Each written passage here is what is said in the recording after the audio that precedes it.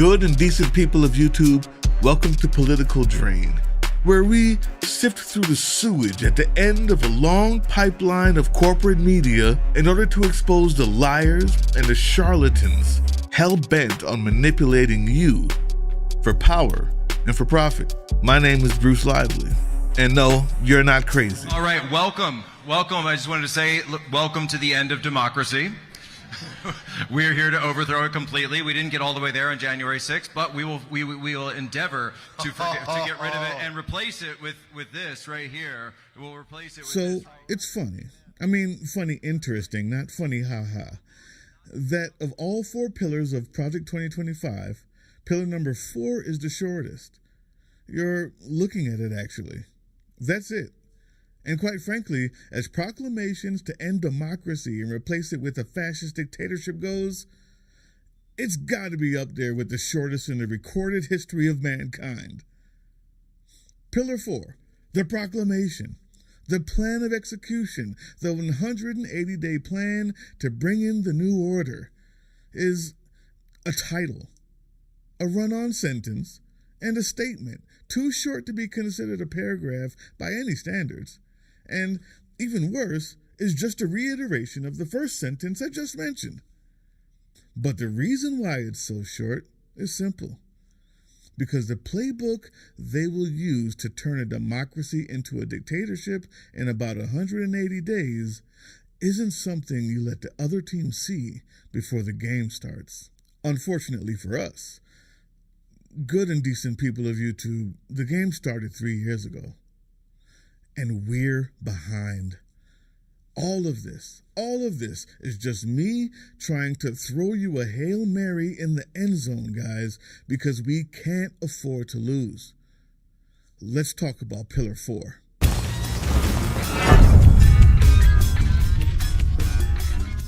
So, what do I mean by the game started 3 years ago?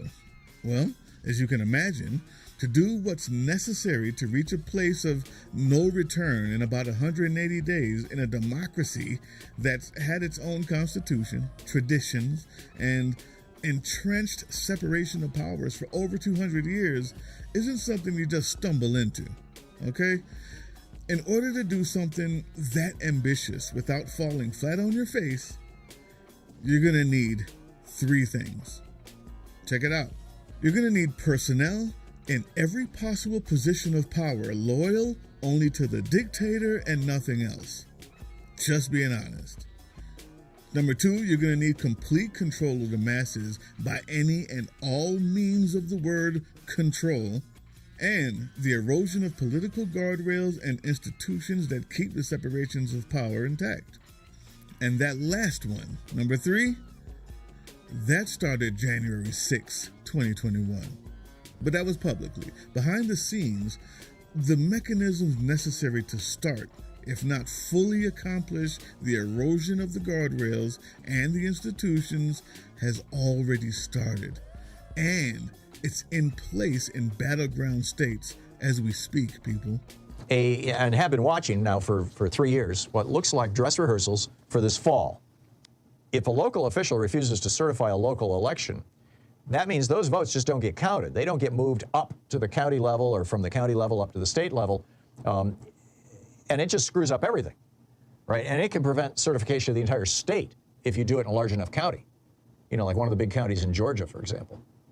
And this is exactly what's happening. Rolling Stone points out a startling number of Republicans have refused to certify election results in recent years, despite their legal obligation to do so. In at least 15 instances since November 2020, local Republican officials in 8 states have refused to certify election results. Just before the Thanksgiving break, we got the worrying but also totally inevitable feeling news about Republican officials in 3 different counties in Georgia deciding that they would refuse to certify this year's election results. These are Republican officials in 3 different counties who refused to vote to certify their county's local election results from earlier this month. These were run-of-the-mill elections, run-of-the-mill election results. There was not necessarily anything wrong with these elections or with the results. The elections basically went off just fine. It's just that they're Republican elections officials, and so why would they vote to certify an election result? This is just kind of becoming the default Republican position now. Has obtained recordings of GOP operatives and their plans to essentially steal elections moving forward. So what's different about this? Well, number one, these poll workers are being trained by the Republican Party, and they're coordinating with the Republican Party. Now that is a potential problem, because what the Republican Party is teaching them is how to challenge and slow down voting in the Democratic area. So then number two, they said, oh, we're not necessarily going to challenge a voter. Okay, let me show you a slide from their presentation. It's graphic 5, okay, and get a load of this slide. It's called How to Challenge a Voter. Okay, and it explains all the different ways that you challenge a vote. In Arizona, Colorado, Georgia, Michigan, Nevada, New Mexico, North Carolina, and Pennsylvania. And these are all states that could go, one way or the other in the presidential election. Republican officials have refused to certify or delayed certification of results for the election of local, state, and national candidates. Local Republican elections officials in some of these cases over the last few years have demanded audits and hand recounts. And then even when all the audits and recounts show the same results, they've still refused to certify the election. Because it's not about what the voters have actually voted for. It's about setting up a system that can deliver only one possible result. What looks like dress rehearsals for this fall. Now, even when I tell you that every single MAGA numbnut who attacked the Capitol supposedly in the name of election security, but has nothing to say about this, is a blistered, throbbing, pus-filled pimple resting squarely on the ass of this country, I don't think the gravity of what you just saw can be overstated. And even with that being said, there's still another guardrail and institution that's in the fourth quarter of its assault by these maniacs. You know, the only profession protected by the Constitution, the Fourth Estate. Undermine the free press. As Hitler well understood, a fascist needs to control the flow of information. Trump has been attacking the press for years. They are truly the enemy of the people. And he's threatening to punish news outlets whose coverage he dislikes. He has helped to reduce trust in the media to such a historic low that his supporters now view him as their most trusted source of information. These are just dishonest, terrible people. I'm telling you that. Terrible people. It almost isn't news that President Trump launched yet another attack tonight in his relentless battle against the media, except for what else happened today. A California man was arrested for making violent threats against the Boston Globe. In one of 12 calls to the paper, Robert Chain allegedly said, "You're the enemy of the people. We're going to kill every effing one of you." Who else has been calling the media the enemy? President Trump. I called the fake news the enemy of the people, and they are. The president's attacks are nothing new. Because they are the fake, disgusting news. But the fear now is that they could fuel violence. In another call, Chain allegedly said, "As long as you keep attacking the president, I will continue to threat, harass, and annoy the Boston Globe." And that brings us to the second necessity for Pillar 4 to even have a chance. If you're going to get this done, you better have complete control of the masses by any and all means of the word control. And brainwashing is the first control. Now, this is done through fear, where 51% of the population fear being victims of terrorism, 65% of Trump supporters hold that fear. 63% of people are afraid of being victims of violent crime, compared to 75% of Trump supporters. And fear of foreign influence reigns supreme for Trump supporters. 83% say that the American way of life needs to be protected against foreign influence, compared to 55% of Americans overall. Polling shows that Trump supporters are more fearful of crime and terror and are generally more wary of foreign influence and social change, far and above the average for most Americans. This fear is being stoked and taken advantage of by Trump and his ilk. When asked, many Trump supporters say that Trump is the answer, that he is capable of bringing order and control to the chaotic and fast-changing world they're terrified of. And they say this because that's exactly what Trump is telling them. More than any other politician we've seen, Trump is uniquely able to wield these fears in both concrete and abstract ways to ignite his base of supporters and then present himself as the only possible solution. and this is done through tribalism.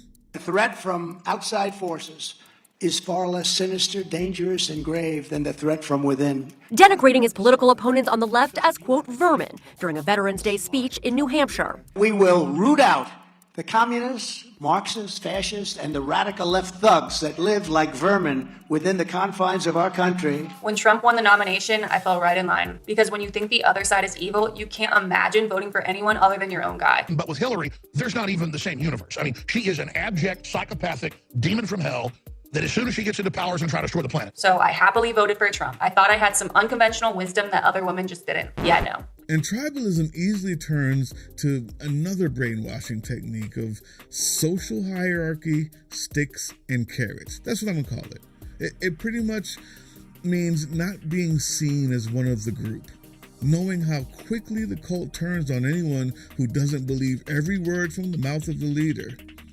pointing out any other truth or asking any questions is immediate grounds for suspicion and puts you right on the fast track to being a pedophile and a Satan worshiper. That's it. No middle ground, not even just a difference of opinion. Any dissent, gone. Realizing that everything you thought was true was a lie is a tough realization, but a necessary one. Yes, I have family and friends who still worship Trump, and yes, they have blocked me on Facebook, but that's okay, because they don't want to be reached. They don't want to have a dialogue. They just want to live in a safe world of conspiracy theories and denial. For those that can't be reached and want to be reached, I think it's important to maintain respect on both sides, because just like how I thought Democrats were evil and we were the good guys, my mind changed. Their mind can change too. Now, my advice to Trumpers is get the hell out of there while you can. You probably know deep down that he's unfit. Don't be afraid to say it. And the last brainwashing technique is the most famous of all fascist playbooks, people. It's a promise of nostalgia.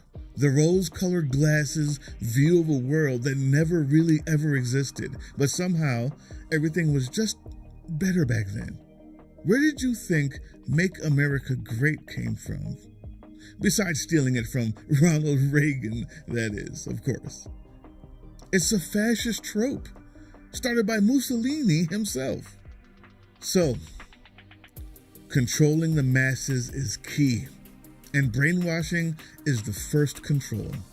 And just to recap, that's done through fear, tribalism, social carrots and sticks, and the elusive promise of nostalgia that exists only in the mind of the duped. Well, what if you're not one of the duped? What about the rest of us? Well, for us, the second control is violence. Non-state actors, yet sanctioned violence. Remember, Proud Boys stand back and stand by. Well, they're just one of hundreds of militia groups sanctioned by no one, but salivating for the day that they can be deputized and act on all of their incel, basement-dwelling, self-hating, constantly nagging anger at the back of their head and the violence spurred on by unresolved mommy issues and dicks the size of tadpoles. And they're led by hurting service members with untreated PTSD, depression, and very real rage from a life that left them behind. Oh, and don't forget the police officers sending racist pictures around the office, laughing at Black and Latino bodies being abused. Or even the Black and Latino officers who learned to hate themselves to get along. Yeah, they joined one too. Does that surprise you? Tell me, what did you think all the guns and the late night training in the tick-infested woods was for? In South Georgia, and Tennessee, in upstate New York, in West Virginia, West Connecticut, in Upper Orange County, and in the deserts of Arizona, Washington State, Waco, Texas, Columbine. What did you think all the guns were for? Hitler and Mussolini relied on their vigilante militias to intimidate voters and local officials. We watched Trump try to do the same in 2020. Proud Boys, stand back and stand by. Republican election officials testified to the threats they faced when they refused Trump's demands to falsify the election results. During Hitler's rise to power, there was a group that played an extremely significant and brutal part in his rise to the position of Führer. The SA were integral to the rise of Adolf Hitler and the Nazis, and their violent antics would be pivotal in establishing Nazi rule over Germany. When World War I came to a conclusion in 1918 and Germany surrendered, there were a number of independent paramilitary groups or units that plagued the defeated country. These were known as the Freikorps and were made up of prominently First World War veterans who had returned from combat. The Freikorps fought against communism and other groups that they believed were to blame for the German defeat of the conflict, under the leadership of Hitler. At the time, speaking in public about politics was a rather dangerous thing to do in Germany, so the original task of the SA was to protect their prized asset Adolf Hitler, as such speeches and gatherings would often attract communists, the SA's enemies, and would result in ferocious brawls and violence. This would play into Hitler's hands, as the members of the SA were made up mostly of old military, who certainly knew how to handle themselves, and they knew how to deal with these events when it kicked off. When fights would break out, the police under the Weimar government were usually unable to cope and were powerless, and it would be the SA who would restore law and order. Oh, and there's more. The third mass control, state violence, and the restriction of movement. Right. He also promised a door-to-door effort to collect migrants and put millions of them in enormous detention camps within moments. That's a verbatim quote, within moments of taking office. House Bill 1105 allows for police officers in the state of Georgia to stop and arrest anyone that they suspect is an illegal immigrant.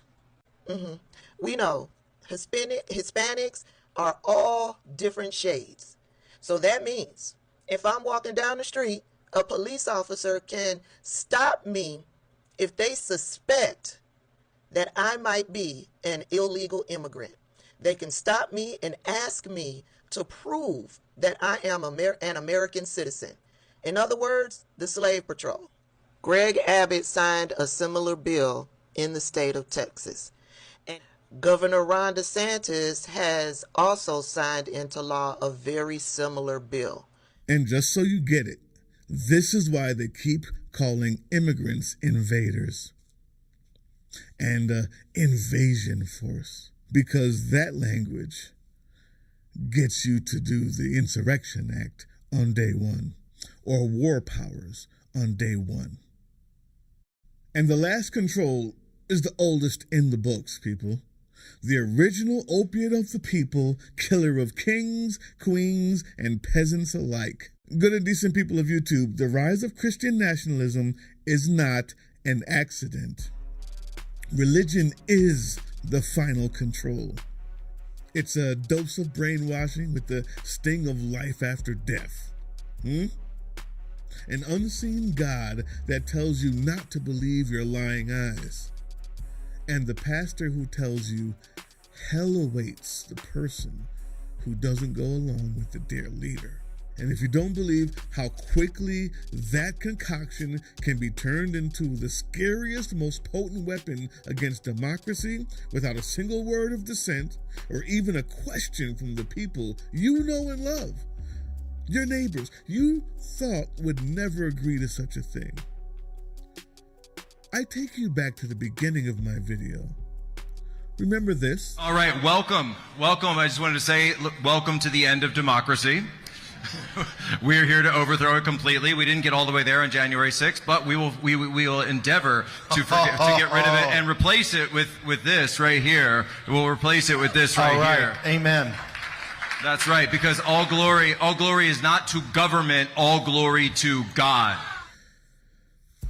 People, so when I tell you that Pillar 4 is the shortest pillar because they don't want to give the game away to the other team. And when I say that the game itself started at least 3 years ago, and we're just now getting in at the fourth quarter, I wish it were hyperbole, but the truth is,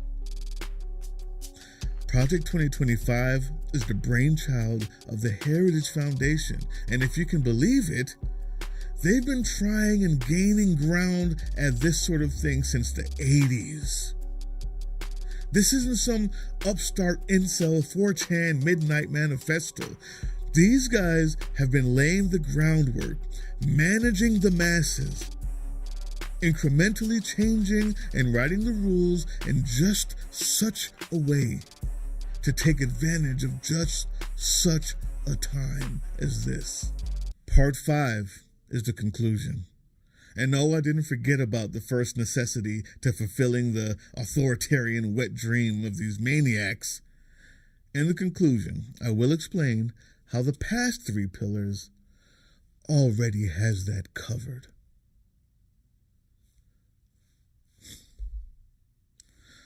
This is my Hail Mary. If you don't catch it, we all lose. I'll see you on the next one.